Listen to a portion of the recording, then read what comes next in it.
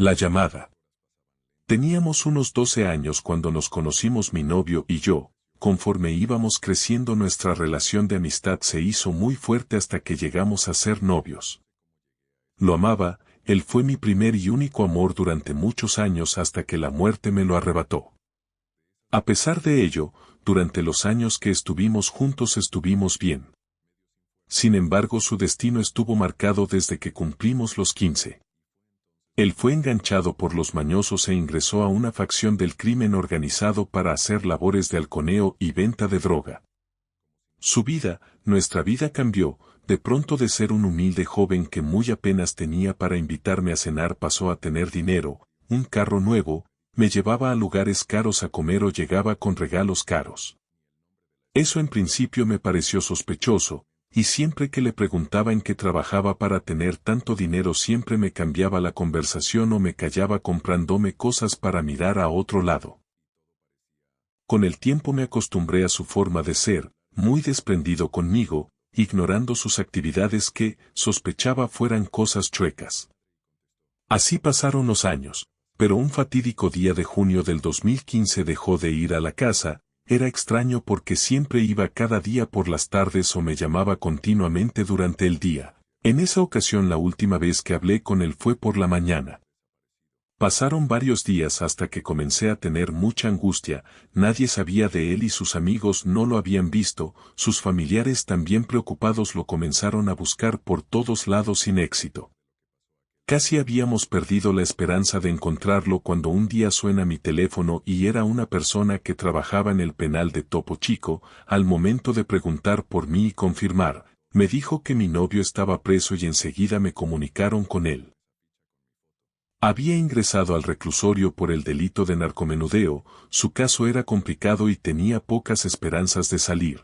Con esa llamada todos sentimos un alivio, pero también fue amargo al saber que quizá ya no lo veríamos libre y aunque intenté muchas veces el ir a verlo, el solo acercarme al penal me daba miedo, él lo entendía, pues tampoco deseaba que lo viera así, tras las rejas y desde ese momento empezó a llamarme todos los días de madrugada, la única hora en que podía hacerlo sin que los guardias se enteraran, o sin que los contras lo agarraran. Todas las madrugadas entre 2 y 3 de la mañana sonaba mi celular y era él. Hablamos de nosotros, lo confortaba diciéndole que lo esperaría, que arreglara su problema y esas cosas. Éramos optimistas y al parecer su caso tenía solución y saldría pronto por buena conducta. Teníamos planeado casarnos en cuanto saliera. Pero en febrero del 2016 ocurrió una fatídica tragedia, el motín, donde perdieron la vida más de 50 reos y entre ellos, mi novio. Esa pérdida fue bastante trágica para mí, ya que un día antes me había pedido perdón por todas las mentiras, la vida engañosa que llevó a mi lado y el hecho de no estar conmigo. Peleamos y colgamos enojados. Luego de colgar esa madrugada, me quedé con mucha angustia y algo molesta. Tenía un presentimiento extraño que me hizo estar intranquila hasta el momento que estalló el motín y deseaba con el alma que no le pasara nada, pero no fue así. Fueron horas de zozobra de ver en los medios la tragedia minuto a minuto hasta que lograron contenerlo con saldo de muchos heridos y muertos. Irónicamente, por primera vez fui al penal después de la tragedia a reconocer el cadáver de mi novio. Fue el momento más horrible de mi vida. Al momento de verlo con el cuello rebanado, la enorme herida era tan profunda que sentí su dolor y su miedo quizá antes de morir. Sabía que había pensado en mí, en que no lo había perdonado. Además de eso tenía en su cuerpo huellas de tortura y sus brazos estaban lacerados, indicándome que sufrió mucho antes de morir. Yo me derrumbé, no sé cuánto tiempo estuve histérica intentando asimilar su muerte. Cuando por fin pude superar la crisis nerviosa, estaba ida y sin ninguna clase de emociones cuando me entregaron sus pertenencias y posteriormente durante la noche, su cuerpo para ser velado. Me junté con su familia en casa de su mamá para darle el último adiós. Fue un funeral con muchas ausencias, los amigos con los que nos juntábamos en las fiestas y a los que les pagaba la borrachera incontables veces no lo fueron a ver, ni siquiera una llamada, nada. Con tristeza me di cuenta que no tenía amigos.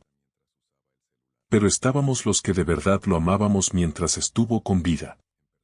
Su última misa y su entierro fueron los más tristes. Yo estaba devastada y ni siquiera tenía fuerzas para llorar mientras lo estaban enterrando. Fui la última que se fue de su tumba y me quedé un buen rato despidiéndome de él. Cuando por fin me fui, el dolor y su ausencia me pegaron en el alma, colocándome en una etapa de duelo y depresión de la que logré salir con los años. Fueron exactamente 3 días después de enterrarlo cuando suena mi celular a las 3:45 de la mañana y el número era del penal, uno de los tantos que llegué a contestar mientras mi novio me llamaba y los tenía registrados. No sé si fue el sueño o la costumbre que en segundos pensé que era él y respondí como siempre lo hacía, pero en vez de escuchar su voz solo había estática, voces entrecortadas y se cortaba la comunicación. Así fueron un par de veces que el teléfono sonaba y contestaba. La última llamada se escuchaba el eco de mi voz diciendo: bueno, bueno. En eso, entre la estática pude escuchar un susurro de una voz lejana que decía mi nombre, entonces lo comprendí, era él, intentando comunicarse. Pasaron unos segundos antes de que comenzara a llorar y por inercia tan solo dije: amor, vete tranquilo, te perdono, pero por favor ya descansa, tú siempre serás mi más grande amor y espero que me cuides desde donde estés.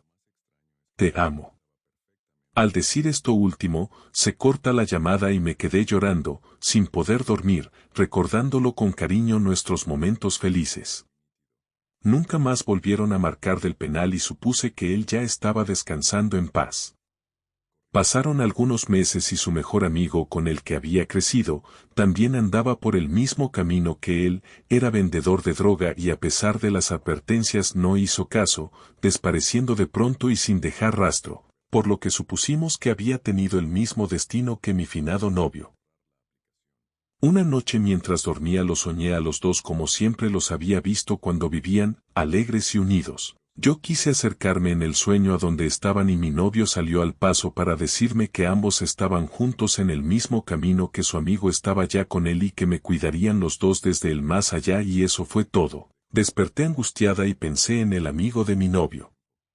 Días después lo encontraron muerto metido en un tambo y su partida también me dejó dolida. A pesar de ello, por alguna causa no me sentía sola, a veces lo podía sentir cerca de mí, su olor, el murmullo de su sonrisa y el que dijera mi nombre entre sueños me indicaba que mi novio estaba conmigo, cuidándome de alguna forma, y eso me confortaba. Dejo mi testimonio.